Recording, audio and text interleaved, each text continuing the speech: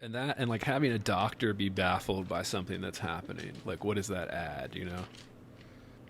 Well, I mean, I think we're taking like someone that we're supposed to trust, right? Supposed to be knowledgeable, a healer, right? Knowledgeable They're and supposed to, trustworthy. yeah, supposed to So if they're solve, stumped, we should all be scared, right? right? Like Yeah, if they're the supposed to doctor doesn't know solve, what's going yeah, on.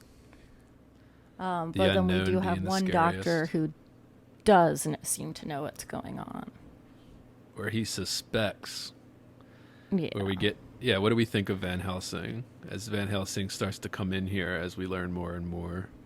Yeah, I think he knows kind of immediately. And he's just not willing to put all of his eggs in that basket from the jump. Like, he doesn't want to freak them out, so he doesn't say, "This is what I suspect," but he sort of unveils it slowly. That, and because they would put think Um, he was crazy, right? They'd put him in a madhouse if he was this well-respected professor of medicine that is talking about bloodsuckers and like yeah. fantasy stuff. People are gonna laugh at him, right? He's gonna lose his titles, his position, his respect.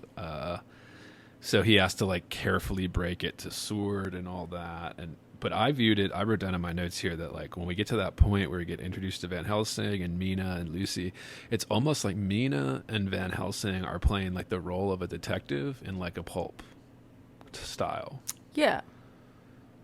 Yeah, I mean, I think Mina, Van Helsing, and Seward, all three of them are like the detectives. And maybe, even Jonathan Harker later kind of becomes a sidekick also when Quincy P. Morris, or what the fuck ever his name is.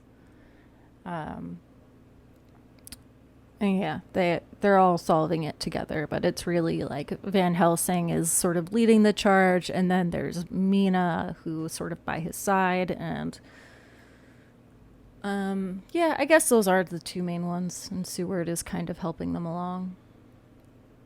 And Seward's the skeptical one because he's a doctor of mental health, right? He runs a sanitarium where we get Renfield and all that. So he's like the one that's like, well, everybody has delusions, you know, like there are delusions that we can diagnose and help treat. But so he like has to like, part of the reason Van Helsing has to be so delicate is because Sword, as we learn as his former student, would be skeptical of him saying, oh, there's a blood sucking vampire that can morph into bats and wolves and control and hypnotize people and lure them out of their homes, their bedrooms.